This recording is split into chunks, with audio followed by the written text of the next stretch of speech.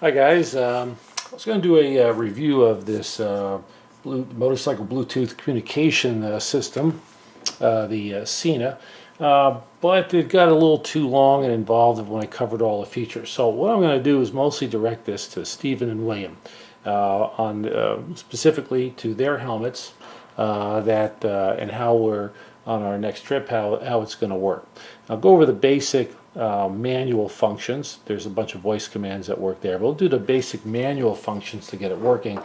The other things become involved as we go along there. We can work on some of the different things there. So anyway, this is the main unit.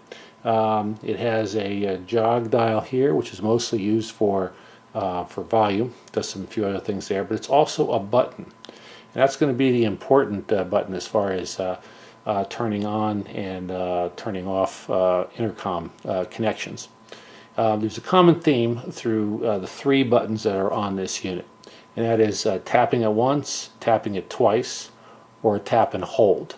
It all does different things there. The main one here is this jog dial one, which is going to be opening and closing intercom circuits as well as turning on and off music. So let's go over some of the features and form of the unit. So the main unit, this is mounted on the helmet. There's different microphones there, and it has the speakers that are inside here. The unit mounts on top here, slide it all the way down even, and once it's all the way down, pull it down a little bit further till it clicks in place. There's a release button here where you got to take some of the tension off of it, off the latch. So you kind of push it down, release it, and it comes off. Put it back down there, make sure it's on there straight, all the way down to the bottom, and then a little bit further until it clicks. Okay, so let's go over some of the form that's on here. There's a little antenna here that pops up that will help for range. I'm not sure how important that is there. The all-important jog dial, which is a dial, mostly for volume, as well as a button. Okay, that's one. There's a smaller button on the back here, hard to see, but it's the phone button. So again, one tap does one thing, two taps will do something else. A tap and hold actually brings you to the FM radio, which we don't use very much there, but it is available. Third button is on the bottom. It's called the ambient button. It actually does three things. There's an ambient mode, which allows you to pick up voice from the outside through a microphone and bring it inside into the speakers or into the earbuds. That's helpful for having a conversation without having to remove the helmet. So, checking into the national parks and trying to hear what someone is saying, or getting gas in Oregon, or license and registration, something along those lines. You can hear without having to take the helmet off and pull out maybe the earbuds. Okay, a couple other things that are on here. There's a plug in the back for MP3. So you have a wired MP3 or iPod, you can plug it in there and not have to do with the Bluetooth. It does do the Bluetooth to the phone, so you can run off your music off your phone or a Pandora or something along those lines, unless you're in Canada, in which case you don't want to. Another plug in the front, which is actually an interesting feature, it's for earbuds. So if you have some nice comfortable earbuds, you can plug that in there. It'll take the sound from the speakers and put it through the earbuds, so you have a better quality sound, better noise isolation, particularly at highway speeds. You can hear voice better, the music will sound better. So that's kind of a nice feature. A couple other things. It's got a range of 1.2 miles, maybe a little optimistic.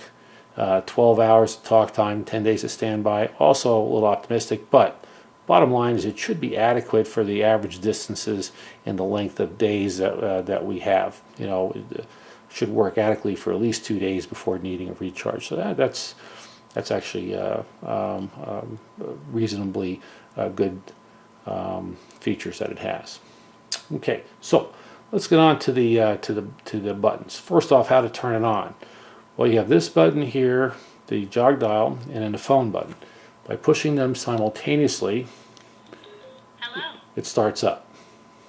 Okay, turn it off, same thing. Push simultaneously, it'll turn it off there. Push and hold.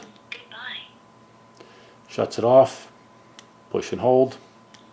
Hello. Turns it back on. Okay, now to make the intercom communications, there's different ways of setting it up, but suffice to say that it's set up now, and we don't have to go through that. But it took a while to figure that out. The way that it works, if you want to connect to the first helmet, just tap it once. It opens a connection to the first helmet there. To close that connection, intercom, push it once and closes it. Okay, so let's go to William's helmet here. Okay, so what's nice about this is that Williams and Stevens helmets are set up the same way. So to open a connection to my helmet, the black helmet, would be to push the button once and it'll open the connection. Okay, to close that connection, close it. Stevens helmet works the same way.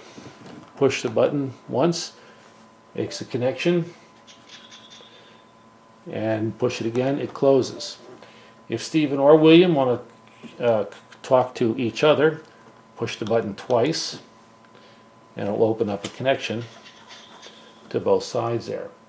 To close that connection, either one can push it twice. Closes it.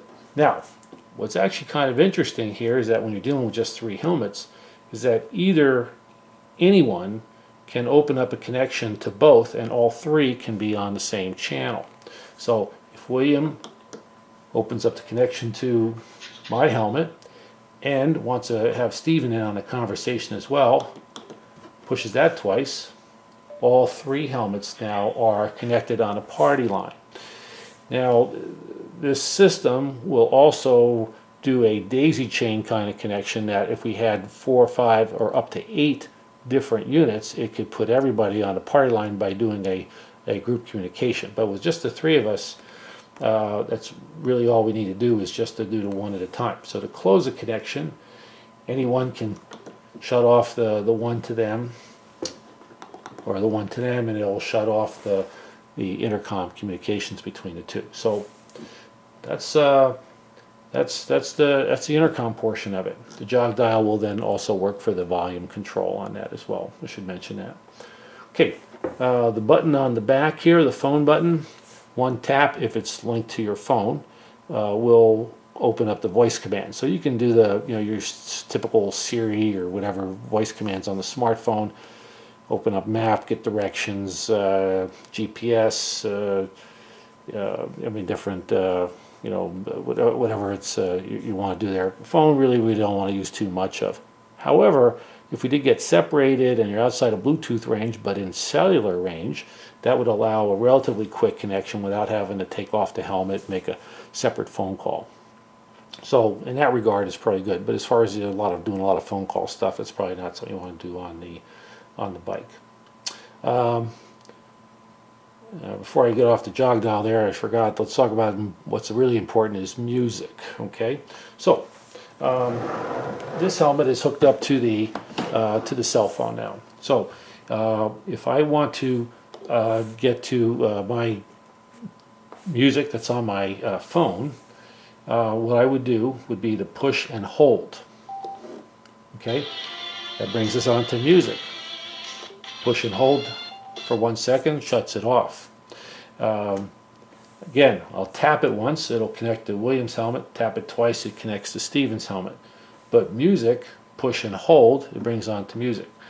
Now that's true with all the other ones as well, if they'd have to be hooked up to their own phone or a Bluetooth iPod. Now, say it's on. We don't get too carried away here, but say it's on, we want to just get to the next song. So it's a push, and usually I use my hand if I have a glove on there, but basically push and rotate it. And that will skip to the next song. Push, rotate it, skips to the next song. Push and hold, stops. Okay, so kind of the basic things there. There's a lot of other things it can do too, but those are the ones that we want to get to. Push once, push twice to connect to different helmets. Push and hold gets you going on the music. Back button gets you to the phone. Okay, button on the bottom. Same idea. One tap, two taps, a tap and hold all do three different things. Now, this has a function in it where tapping the unit or tapping this button, the ambient button down here once, brings it to voice commands.